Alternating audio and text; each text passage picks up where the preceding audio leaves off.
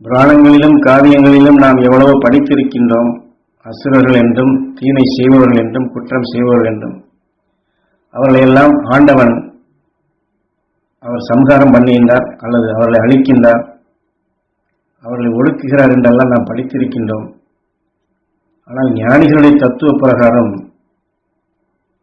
நாம் தீமைகளை மாற்றி அமைக்க, தீமைகளை நன்மை செய்யக்கூடிய சக்தியாக மாற்ற வேண்டுமே தவிர, அல்லது குறிப்பாக சொல்ல வேண்டும் என்றால் ஞானிகள் உணர்வை வைத்து தீமைகளை அழிக்க வேண்டுமே தவிர தீமை செய்வோரை அல்ல. இதுதான் மகரிஷிகளுடைய அவருடைய தாரக மந்திரம். அவர்களுக்குள் சந்தர்ப்பத்தால் சேர்ந்த தீமைகளை அகற்றிடும் நிலையாகத்தான் நாம் செயல்பட வேண்டுமே தவிர அவர்களுக்கு தண்டனை கொடுப்பதோ அவரை தண்டிப்பதோ நம்முடைய நோக்கமாக இருக்கக்கூடாது. என்றால் நம் பக்தி மார்க்கத்தில் இதுபோன்ற புராணங்களையும் காவியங்களையும் படித்ததால் தீமை செய்வோர் அழிக்க வேண்டும் என்ற எண்ணமே நமக்குள் வளர்ந்திருக்கின்றது. என்றால் அப்படி தீமை செய்வோர் அழிக்கக்கூடிய நிலைகளுக்கு வந்துவிட்டால் இந்த உலகத்தில் யாருமே இருக்க முடியாது. என்றால் தீமை செய்யாத மனிதன் எவனும் இல்லை. எல்லாம் காரணம் அவனுடைய சந்தர்ப்பம், சூழ்நிலை, அவன் நுகர்ந்தது. அவ்வாறு இயக்கிவிட இதைத்தான் ஞானகுரு அவர்கள் இங்கே குருநாதர் எம்மை பல பரிசீலனைகள் செய்தார், பல அவஸ்தைகள் கொடுத்தார். ஏனால் பல சக்தி வாய்ந்த ஆற்றல்களை எமக்குள் கொடுக்கப்படும் பொழுது அதை நான் எவ்வாறு பயன்படுத்துகின்றேன், சரியான முறையில் நான் பயன்படுத்த வேண்டும் என்பதற்காக பல பரீட்சைகளை வைக்கின்றார். அவர் கொடுத்த அவசியங்களுக்கெல்லாம் ஆளாகித்தான் உங்களிடம் அதெல்லாம் மாற்றி அமைத்து அவர் சொன்ன முறைப்படி நடந்து இந்த உபதேசங்களை இப்பொழுது கொடுக்கின்றேன். என்னால் கஷ்டத்திலிருந்துதான் உண்மைகளை உணர்த்தினார்.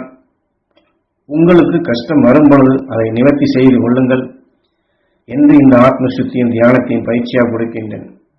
உங்களுக்கு குருநாதர் கொடுத்தார், கஷ்டப்பட்டு நீங்கள் எப்படி கொடுக்கின்றீர்கள் என்று கேட்டால் எப்படி? ஏனென்றால் இயற்கையின் நிலையில் பல சக்திகளை கொடுத்தால் அதை பயன்படுத்த வேண்டிய முறைகளையும் கற்றுக் கொடுத்தார். பரீட்சைகளுக்கு ஆளாக்கி உண்மை உணர்த்தினார். இன்று வரையிலும் இதுதான் நடந்து கொண்டிருக்கின்றது.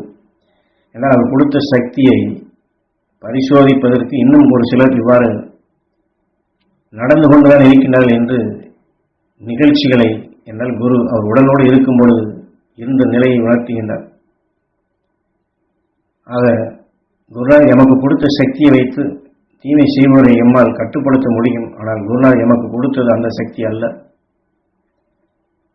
ஏனால் இதுபோன்ற நிகழ்ச்சிகள் வரும் பொழுது ஞானிகள் உணர்வை எடுத்து அதை எனக்குள் வளர்த்து அதை மற்றவர்களுக்குள் பாய்ச்சி அவர்களுக்குள் அறியாது சேர்ந்த தீமைகளை அழிக்க வேண்டுமே தவிர தீமையிலிருந்து அவர்கள் காக்கப்பட வேண்டும், தீமையிலிருந்து அவர்கள் மீண்டிட வேண்டும், அவர்களுக்குள் நன்மை செய்யும் சக்திகள் ஓங்கி வளர வேண்டும் என்ற இந்த உணர்வைத்தான் நாம் வளர்க்க வேண்டுமே தவிர தீமை செய்வனை எப்படியா அடக்கி ஒடுக்க வேண்டும் என்று இன்னொரு தீமையை வைத்து அந்த தீமையை அழிப்பது அல்ல. எத்தனையோ நிலைகள் வருகின்றது, எத்தனையோ தவறுகள் நடக்கின்றது. தவறு நடக்கும் பொழுது அந்த தவறை திருத்துவதற்குத்தான் நாம் வழிகாட்டியாக இருக்க வேண்டுமே தவிர அதான் அந்த இடத்தில் நாம் அதை உணர்த்த வேண்டும், ஞானிகள் வழியில் அதை செயல்படுத்த வேண்டும். அதைத்தான் இங்கே உங்களுக்கும் உபதேச வாயிலாக கொடுத்து கொண்டே வருகின்றேன். ஏனென்றால் அந்த குரு எமக்கு காட்டிய அந்த நெறிப்படி நான் நடந்து அந்த நிலைகளை செயல்படுத்தக்கூடிய வழிமுறையைத்தான் உங்களுக்கும் ஞாபகப்படுத்துகின்றேன். ஏனால் ஒரு நிமிடம் அந்த குரு உணர்வை விட்டு விலகிவிட்டோம் என்றால், குரு அருள் நம்முடன் இல்லை என்றால் இருள் சூழும் நிலைக்கு நாம் செல்ல வேண்டி வரும்.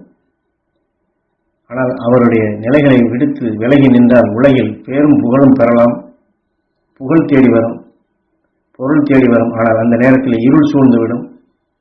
குரு கொடுத்த சக்தி நம்மால் பெறவும் முடியாது, காக்கவும் முடியாது, அந்த நிலையை அடையவும் முடியாது.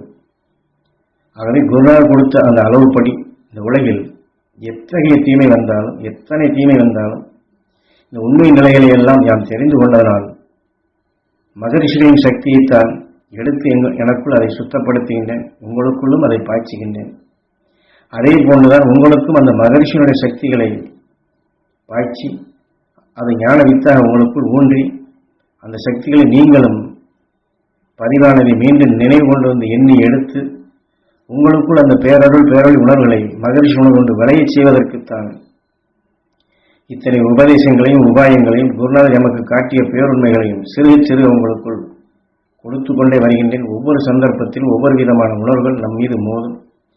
அந்த ஒவ்வொரு சந்தர்ப்பத்தில் நாம் அதிலிருந்து எவ்வாறு சரியான பாதையை நாம் பின்பற்றி நமக்குள் தீமை புகாதபடி, நம்மை தீமை இயக்காதபடி, நமக்குள் அந்த அருள்சக்தியை கூற்றி மற்றவர்களுக்கும் நல்வழியை பாய்ச்சி அவர்களின் துன்பத்திலிருந்து, துயரத்திலிருந்து, தீமையிலிருந்து மீட்டிடும் சக்தியாக நம்முடைய எண்ணம், சொல், செயல் அமைய வேண்டும் என்பதற்குத்தான் குரு எமக்கு எப்படி எனக்குள் இருக்கக்கூடிய நல்ல குணங்களை வளர்வதற்கு, என்னை அறியாது ஆட்டி படைக்கும் தீமையிலிருந்து விடுபடுவதற்கு பல தெளிந்த நிலைகளை அனுபவபூர்வமாக எனக்கு கொடுத்து உண்மைகளை உணரும்படி செய்தார்கள்.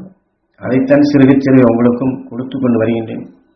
ஆகவே நாம் ஞானியின் உணர்வு கொண்டுதான் தீமைகளை மாற்றி அமைக்க முடியும். ஆக நாம் தீமை செய்வோரை நாம் தண்டிக்க வேண்டியது இல்லை, தீமை செய்வோரை நாம் அடக்க வேண்டியதும் இல்லை. அவருடைய சந்தர்ப்பம், சூழ்நிலை தான் அத்தகைய நிலையில் அவர்களை இயக்குகின்றது. ஆகவே அவர்களுக்கு அந்த அருள் உணர்வு பெற வேண்டும், அதிலிருந்து அவர்கள் மீண்டும் சக்தி பெற வேண்டும், அவர்கள் தெரிந்து தெளிந்து தெளிவான வாழ்க்கை வாழ வேண்டும் என்றுதான் நாம் தீமை செய்வோரை எண்ண வேண்டும் என்று பக்குவப்படுத்தும் நிலையாக ஞானகுரு நமக்கு இதில் உணர்த்துகின்றார்கள்.